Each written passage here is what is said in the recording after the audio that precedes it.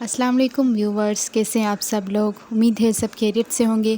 تو آج اس ریسیپی میں ہم بنائیں گے بریڈ پاکٹس، اور میں نے جو ہے 2 بریڈ کے سلائس لیے، اس کو میں نے جو ہے ہلکا سا بیل لیا، اور بیلنے کے بعد جو ہے میں نے ایک گلاس لیا اور گلاس سے اس کی شیپ بنائی، راؤنڈ شیپ کر کے اس کو نکالا، اور اس کے بعد جو ہے میں نے سب بریڈس کے ایسے بنا لیے شیپس راؤنڈ، اور اس کے بعد اس کو تھوڑا سا اور بیل لیں گے، اور بیلنے کے بعد جو ہے میں نے اس کو پلیٹ میں رکھا، اور باقی بھی جو بریڈس تھی ان کی شیپ بنا کر اس کو بیل لیا تھا۔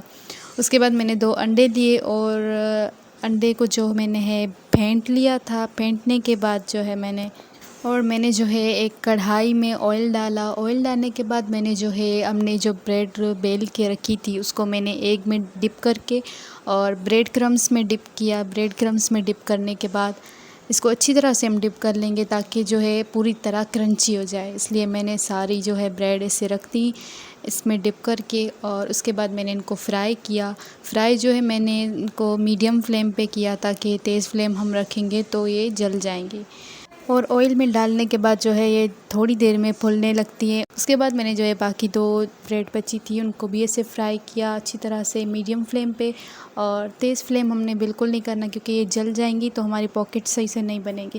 یہاں پہ ہماری سب پاکٹس بن چکی تھی، اور میں نے ایک پین میں آئل لیا اور اس میں پیاز ڈالی۔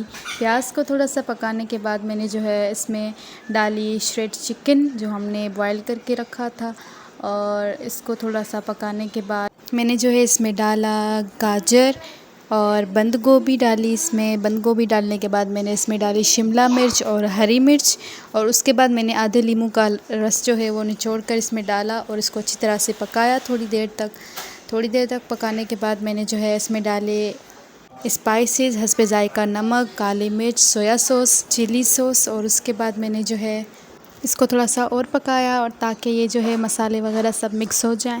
پھر میں نے جو ہے اس مکسچر کو ایک باؤل میں نکالا، اور باؤل میں نکالنے کے بعد میں نے اس میں تھوڑی سی مایونیز ڈال کر اس کو مکس کیا۔ مکس کرنے کے بعد میں نے جو ہے الگ سے ایک کٹوری لی، اس میں تھوڑا سا مایونیز ڈالا، تھوڑی سی چلی سوس اور کیچپ ڈال کر اس کو اچھی طرح سے مکس کیا۔ پھر میں نے اس میں ڈالی کالی مرچ۔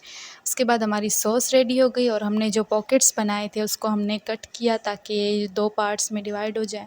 پھر میں نے ایک پاکٹ اٹھایا، اس میں جو ہے سوس لگا کر اس میں فلنگ ڈالی۔ فلنگ ڈالنے کے بعد ہماری جو ہے finally crispy and delicious recipe تیار ہے۔ بہت ہی مزیدار ریسیپی تھی، آپ بھی ضرور ٹرائی کیجیے گا، اور میرے چینل کو سبسکرائب کریں، اس ویڈیو کو لائک کریں اور بیل آئیکن کا بٹن۔ اللہ حافظ۔